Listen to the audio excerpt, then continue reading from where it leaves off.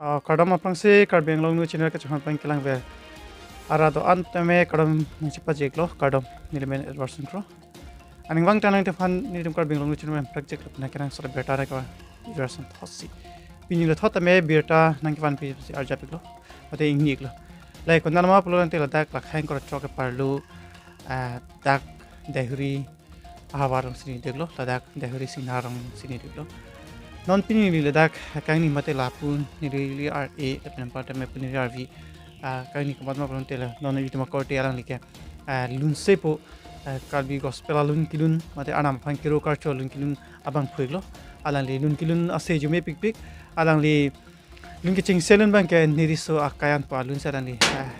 lun ik lo alang le kilun ase jume pik hang ni tum kar long pentame ase non pini tuma dimak long anang humre lo lapna part me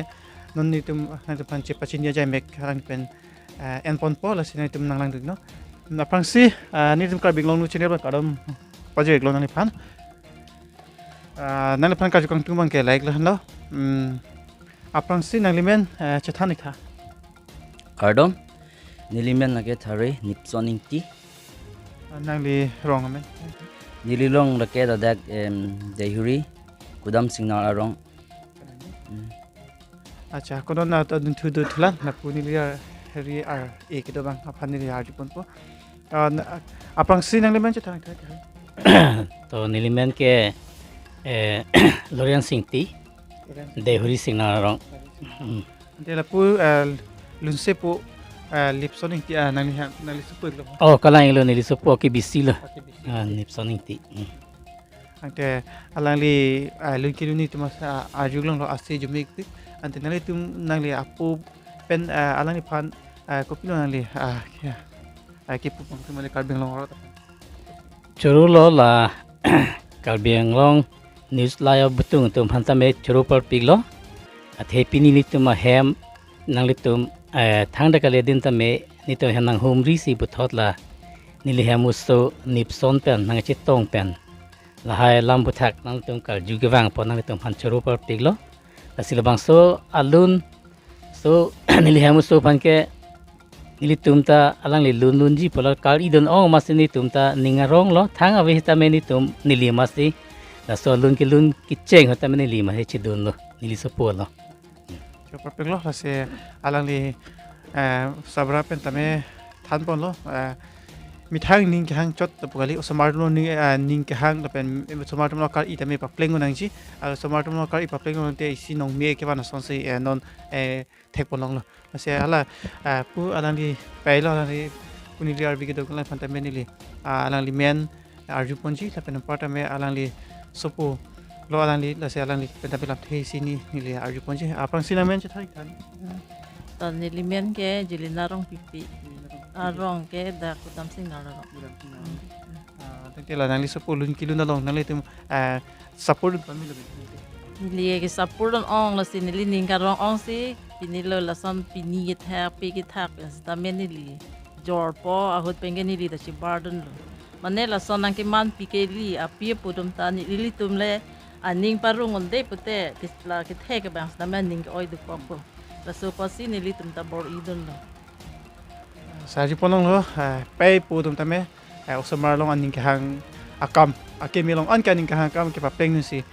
kemi pini tum thek ponong dak lo alang tum tame ke alang tum ning hang akam ke pa pleng nun pen akemi pen jok pini karbeng long angkang pilom karbeng arat phan tame si nong me wan pilo ta se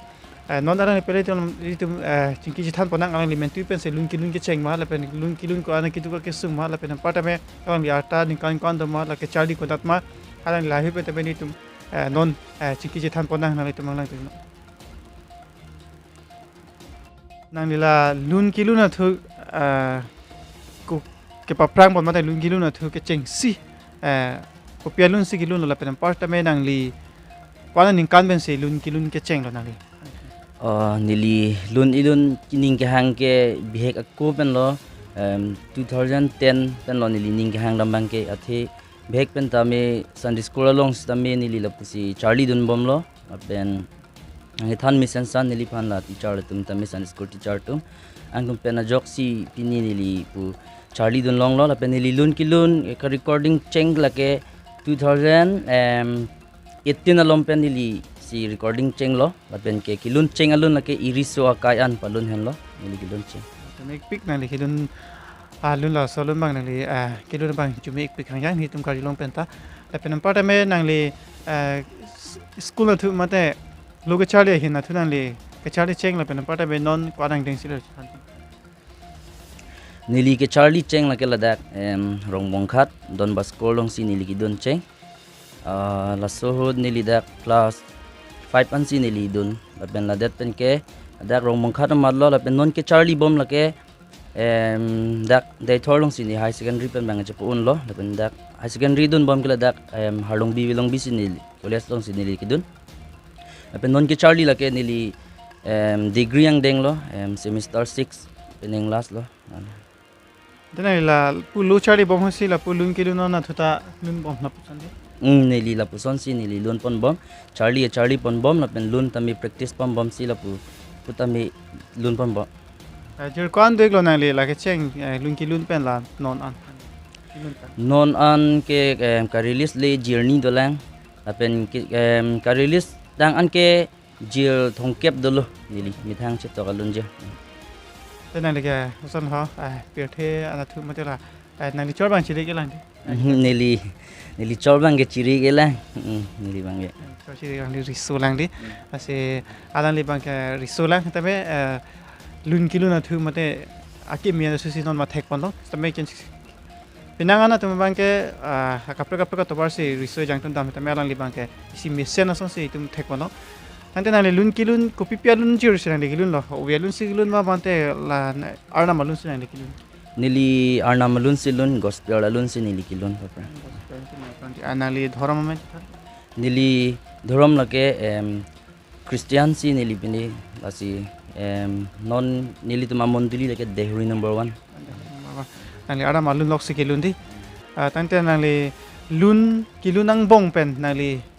kecing selun mate nali ni kecing samnai lun ijir nali masap so karbeng long rat pa nali apa lun piji mak nali non nali si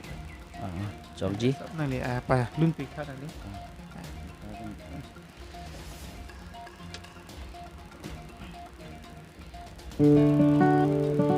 one clip na yo alang li lun jir le mar jupona alang li nili kilun cheng alun iriso kai an pen lo nasila bang so lun jir ninga ching samne alun jir pen siang tam parju po iriso kai an ranam phan ri nang ji ke kle malong seta ranam phan ri nang ji iriso kai an ranam kam klem nang ji Mo mira son cridete masi ke klem thegi La pir di ke do ke ranam phanri nang ji La pir di ke do ke ranam phanri nang ji Nang kam along seta ranam phanri nang ji Cuma pik kadang li non studio long le kilun dam kali tame non kaji ponong pulutan teri tu masih cuma pik le pen gitar tame pen tame lang li pachi ithego tum cuma pik le si nang li person ke upload tang person deklo manang li nili ke upload tang bang nili doik ulo nili pen ke album sami mithang alun jir chi shooting ta du ulo mana nang thang alun jir ke shooting ta du ulo di nili doik lo ante non nali ning king samjin la so non nali kilun tang ana alunong bong nali ning ching sam nei alun nali ijira ko nali karbeng long rat nali lun pika to lun po kiro pen ki pi alun jir si nili lun ik po mane ikhi do an tami po alun jir mane ke planktum avete ki dug tum ta rengre ki dug tum avete ki planktum ta rengre palun jir si nili non ang parju ik po Nangki do anta ranam phan pinon Nangki do anta cheho dai penon pi mai li ke pi ale long ji mane abang plang pik do mane abang akia da do mane abang oreng abar sai do kok pumanang li che pinda iri ki planga tumta ki duga tuma vete reng re ki duga tumta ki planga vete reng re lahan lo jumik pik lepen athe ruk lok lok sai si masih ki duga vete ki planga tumta reng re athe ki planga tum kusono ki planga tum ki reng re pu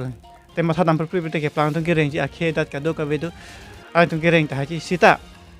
ke planga tum tame ki duko tum fan dorkar do pupi polma pulotang te kam jam puno sisteme ason patame ka chirap ka chitu akena sot atum ke plang det ke plang tum hem tum ke chirap etek the lepenam patame kapra sai hidi ka kam klem punon tame lepena kapra ji lapai gang kai puno tame ke plang tum mangke ke plang yang ke chongda delu ki duk tum hian si chongda se tum rapun pu asia aku ki duko tum tame ke plang da vete reng re pu people ma plonte ke plang tum ta ke dua tumta ke plang tung nong pensi reng dun pu hadak pensi kam jam pu nono sono son hang dun long pu le pen part me ikhi da dulu pu boreng ba sai dulu pu na ki du tung fan lak lodong li arnam pen ki pia khi arnam fan aku chima tha thunang ji arnam fan ki chima tha tu pu tang te ko sono ka vedia tum fan pidu nang ji le pen part me ki dor de ki ne ki su ka to ka be ki du sum fan raponang ji alang li luna thepi si ki kompus lo lepen ada li alun asi tame jume pik la se karbing long ora tame la posona thak alang ituma alang li sona thak chali dun onang lang itum risoi jang tum nona risoi jang tum alang li at son thak chali dun onang lang ante ka hai nona le phan ka ju chukang tum mangela lo na li non ke bang jitang tebe la posona thak lunjir alun li lun pon bom ji lang butong kama thaba tame na li akapra bar sai tame na li ke kami pon jila poson ka che pathik do na li ninga lo mane nili non la son so lun bom los tame akapra tame ni li klem pon ji poson thak na li che pathik chipathik bang ke nili do lun stame nili pu bang ta nili phan ke arnam sinang chongwai lo pot nili tame pu ke arnam makam bang ta alun alam ta chideng wet po aben mithang kireng i phan tanang ko jo la poson aposi mithang kireng ji phan tame nili ha apusi Charlie Dunbom klem num thap klem num person lo athe dak nili wolong ko ma ji hospital along si nili hada ke Charlie Dunbom so mane medical ada ke Charlie Dunbom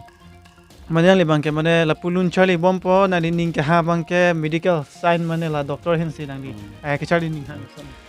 ki en bang ke science ke kali sitami hada ni ka chinghon lo ni tuma sar tum na pen doctor tum nili phanang chinghon pik nili phanang ning nang dok pik pik hatum nang chinghon pik elam ikki ben puno nang ke than punon tami me vik la puson si nili alang tum han tami akiro pigang tum ante nang li lun isya lun jul ke tok lo ante pinangan ba ka por lem tahai ate akisung do tahai mini nanti la so kisung mate ko na kisung la pen pa me ko na ke joy la pen ko na por nang nali thanik thanang lihin lun ke tok la ke sung ikpik ahut pen ke lun ke tok ke la son non son arling do ga chingki ahut mane hangjo hut ki lun alam the tanang plathek the bon te benili ke tok a josi ke tok samria por hut sung pik athe te ke cheng pen mane pajut thek nang ji lun ke tok he jong si ki cheng alun se ha ki jud lun rong ki jud alun si cheng rong pulo tang tela tamilai tu thedet aposit duk ikti tok ta ti ot la pena the ta me chiking nang ko chiking mati ni tang te nangli lapang so lun ki lun recording dam cheng hut nangli phan ko bani nang kerap dum ma man te nangli mithang jungjung a khip si nangli pasun recording long nang chirap dun do ladak ke cheng si ke ladak nili po nili pai tum pensi mane pakta nang Japan bang delo suhut lunilun ning hang nili ha class 10 metric pass det pen lo nili pohan pulo angke nili po bang pulo la anang deng chepo non tha pulo angke metric pass det pen tami aku nili lunam thunang bo pusi nili pohan ji pulo angke nili po bang hala lang li mane high secondary ang deng chepa pass det tha pulo high secondary ang deng chepa pass det pen si nili lun recording dam lo lapen la Chehut nang cherap dun do nili tum a dehri number 1 monduli pastor tum la monduli tum lapen yuda tum alang tum sambe nili phanang support dun pik atum tami nang cherap dun pik non puan ta mi lapen ke kaching hon nili tum ke cheng silun recording dam hun ke hadak rok rak hem si ki dodam lake non puta nili chethaning tum ala ching hon hadak dodam lo nili tum amat si Chehut hadak ching hon ong lo rong pi po alang lisi nili tum hadak wang lo nili tum along wang lo na lo usa po lo ke nili tum along wang lo lunang recording ti ong po lo ama jir an lo ke lun po lo jir vet po lo cholo jir vet ke po lo jir ko an ma lun hui palang li nang chak den li arnam hirjumi po lang ni phantami arnam hirjumi pi do na Chehut jir hom ne jir plini ni li lun long pop lo ti vesi alang li suri ka ni ni phanang pi don dal lo hi choro lo lang ni phan sami nang panang chirap nang situ dun amunite amenang le noi tip than pakla thek kaching hon ong ran rong pilo lapen ni tum dehri number 1 monduli atu lapen yuda tum ni marli tum antan nili phanon puta nang cherap dun ma nali po nang le pai tam nili pai lapen nili ik tum ansta mi nili phan kai kita minang ang odun de tangkala lun recording phan sami dorde chat polo tangte alang li tum sami nang cherap dun tangte nang le phan ka ju kam tu man kelalo nang le tum adak doar bogori angkang lo tame isi asong do gospel along isi kaching room do ala so kaching room along nang li tame lapson kaching room dun lapson to nabang ke nili si group kya khuli cheng lo kiat pon cheng lo nili aprang ke LKSA puke LKSA pusido athe LKSA puke loti ki mi charia krong pu male nono matum phan aso nili tum ta pu west atum ta do lapen la pu east tum ta do hidi pi tum an pen tani tum helloving sido non puta halabang ke apen adun thula dwar baguria long tami a team b team podola a team along ke riso yang gospel team mala ke bang in koilo nili pen pen lapen la pu non rana masel jang pu la so team tami non lun la bang release le lang tami la dak tami bang create thom nili tum long arnam hirjumi dolo lapen ka cherap mane thekte de tami Presiden pusinili phan latum arpunang pidalo posinon pudala puhi chejapam bom thekse det chitami te nalhin ban bang lun ke lun thu bang ke ang tonic elandi nili bangke arnam nungsi chethe nang deng dun bom nang pidun bom nang pang tui dun bom polo tangte nili bangke inton ikedet po pyalo lun bangke the arnam si nili phan ke nang chipan nong lo posinili tambe un anke chedeng phan bor ipo nasi harang li pen lat hair ju ponong lo nasi nalhin pen non ke pa jusi non nang li non ke pa chonji tapos alun ledu mana doji then nang li hek pen pa ju ponji ma arjuna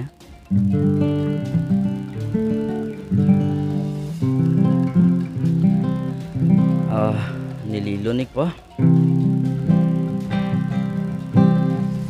kang hon jisu inghuna tak ni pan munang liwang arni ni pon tha kang hon jisu inghuna tak ni pan munang liwang arni ni pon tha chok che do antane diata utonang long ane pon vekta nang kang hon pensi nereng bo lalo abang ke non release lang di non ki pa chonji pa alun bang alilang la bang ki recording de lang tame klang dapo kasi non paklang hindok dok mate recording hidam dok dok tame arang li dolo jumisen arang li se le pena ati ot ka dok ka tame arang li jumisen arang li tame karbiang long gospel atuma singer mate gospel to Lunsepo ong ke arang li tai nuto arang li tame jumisen alun ki kompusa banglo nalu tip dang li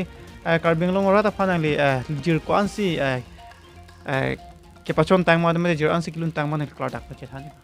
nili ki pachon tang an ke nili album shooting stop pen ke nili mithang alun lok lo nili mithang he chubanda alun lok lo lake jir thong kep an nili dolo kep an dolo thi asi pina dolo jir thong kep an alun kilun data si lamso kali athema nang li pen nili ke thek thek tame isi alun jir tok ji pronte ko ana por nang ji pen hala the le pen te ot matla ka do ka betame akache ton do nang ji tame ana li non li tum ka ji ponong